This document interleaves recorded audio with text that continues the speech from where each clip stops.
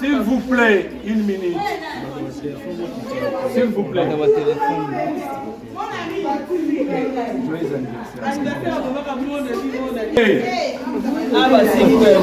Bon anniversaire, Mdaza Doua Loba. Maman bisous dans la matière.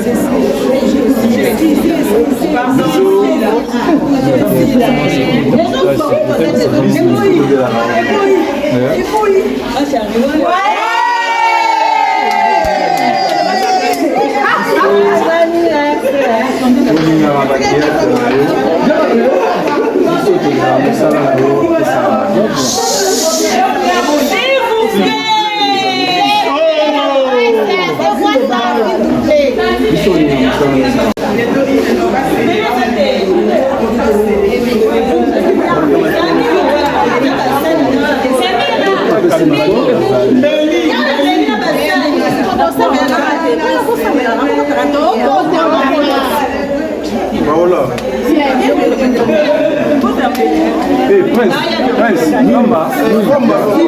Maman, pardon, 2 secondes. En tout cas, on est pas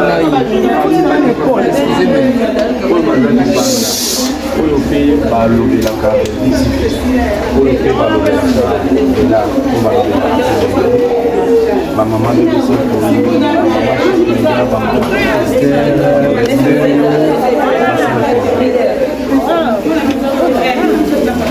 merci beaucoup. En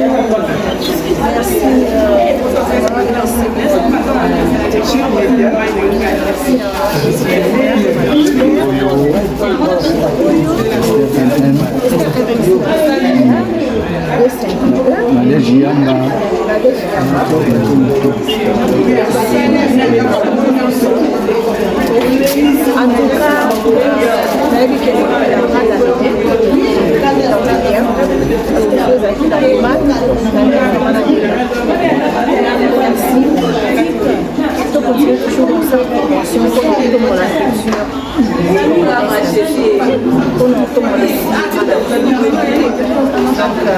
Merci beaucoup. Que nous sommes la maison juste pour nous sentir conscience pour nous tomber l'artiste là.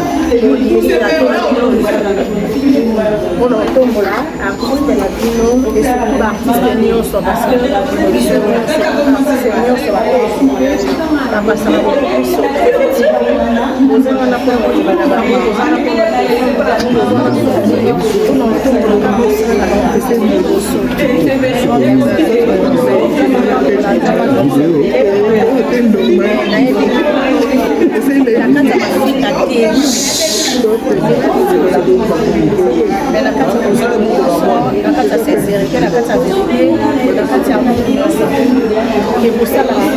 gratuitement.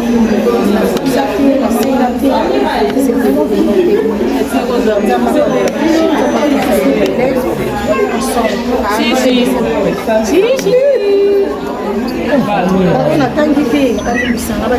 Maman, il va dire Mabiala. Maman, j'ai Mabiala. Maman Germaine. Maman Germaine, moi, c'est comme on peut savoir, c'est que la telle. Voilà, maman, la base. Papa,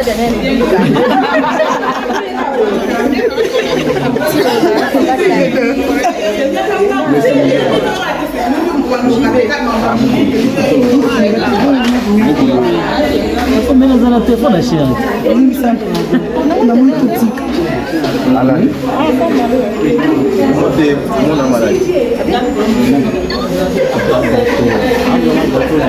Voilà. Merci.